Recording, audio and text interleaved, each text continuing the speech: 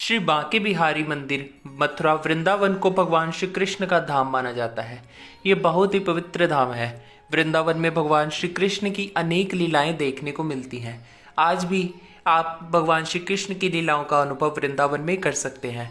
आज भी भगवान श्री कृष्ण राधा रानी के साथ शाम को यहाँ पर रास लीलाएं करते हैं। इसीलिए वृंदावन वासी रात को जल्दी सो जाया करते हैं, क्योंकि भगवान की रास लीला इतनी ऊर्जावान होती है कि उसे कभी भी कोई नहीं देख सकता। तो चलिए जानते हैं श्री कृष्ण के वृंदावन धाम की और भी कई रहस्यमयी लीलाएं। तो वीडियो के अंत तक आप जरूर बने रहे। भगवान को पर्दे में क्यों रखा जाता है? आप लोग जब भी बांके बिहारी जी के दर्शनों के लिए जाते होंगे, इतनी भीड़ और धक्के खाने के बाद बिहारी जी की कुछ क्षणों के लिए ही झलक देखने को मिलती है और फिर से उन्हें पर्दे में रख दिया जाता है। ऐसा क्यों होता है, आपको ये पता है? तो चलिए आज आपको बताता हूँ। एक बार एक भक्त था जो बांके बिहारी जी के दर्शन के लिए आया। वह दर्शन करते करते बहुत समय तक बांके बिहारी जी को देखता रहा, इसलिए भगवान रीझ गए और उन्हीं के साथ उनके गांव को चले गए।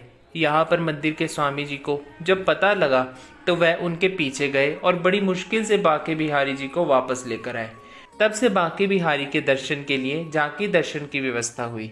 झांकी दर्शन में भगवान के सामने थोड़ी थोड़ी देर में पर्दा डाल दिया जाता है ताकि कोई निरंतर उनको ना देख सके। बांके बिहारी जी की मूर्ति कैसे प्रकट हुई?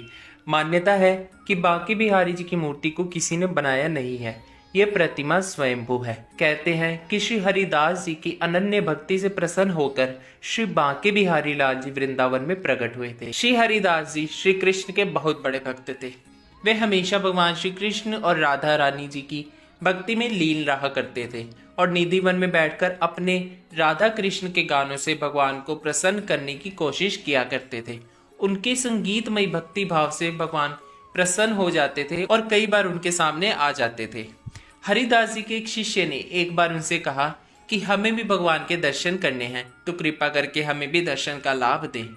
हरिदास जी इसके बाद फिर से भक्ति में लीन हो गए और फिर कृष्ण और राधा दोनों ही उनके समक्ष प्रकट हुए।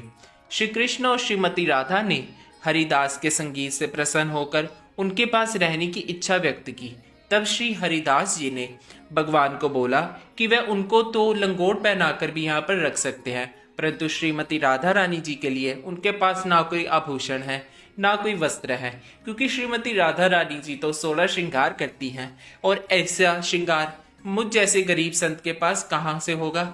ऐसा सुनकर श्री कृष्ण और श्रीमती राधा रानी जी एक हो गए और एक होकर वे एक मूर्ति के रूप में प्रकट हुए, जिनका नाम हरिदास जी ने श्री बांके बिहारी के नाम से रखा। श्री धाम वृंदावन के बांके बिहारी मंदिर में श्री बांके बिहारी लाल जी को बहुत ही छोटे लाला के रूप में पूजा जाता है। वहां के वासियों का ऐसा मानना है कि बांके बिहारी लाल बहुत ही छोटे से बालक है और वो थक ना जाए इसलिए उनके हाथ में मुरली नहीं पकड़ाई जाती। साल में सिर्फ एक ही दिन जब वो महारास करते हैं, उसी दिन उनके हाथ में मुरली थमाई जाती है। ये वो दिन होता है जब साल में शरद पूर्णिमा की रात आती है। इस रात को भगवान सफेद वस्त्र पहनते हैं और साथ में हाथों में मुरली धारण करते हैं।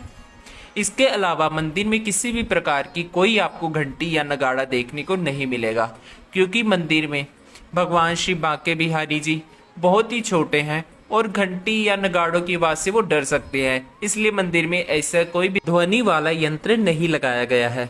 इसके अलावा साल में सिर्फ एक ही दिन भगवान की मंगला आरती होती है। जन्माष्टमी के दिन भगवान श्री बांके बिहारी लाल जी की मंगला आरती की जाती है, क्योंकि ऐसा माना जाता है कि रात को बांके बिहारी जी निधि वन में रास रचाने जाते हैं और रात को वहां से देर से आने के कारण भगवान सुबह देर से उठते हैं और इसीलिए वहां पर मंगला आरती भी नहीं की जाती, ताकि भगवान की थकान अच्छी तरह से उतर जाए और वो आराम से उठे। बांके बिहारी जी के बारे में ये जानकारी आपको कैसी लगी हमें कमेंट बॉक्स में ज़रूर बताइएगा। और श्री धाम और श्री बांके बिहारी लाल जी और वृंदावन के और भी ठाकुर जी के बारे में रहस्यमयी बातें जानने के लिए या देश भर के और भी कई मंदिरों के बारे में जानने के लिए हमारे चैनल को सब्सक्राइब कीजिए। धन्यवाद। राधे राधे। श्री कुंज बिहारी श्री हरिदास।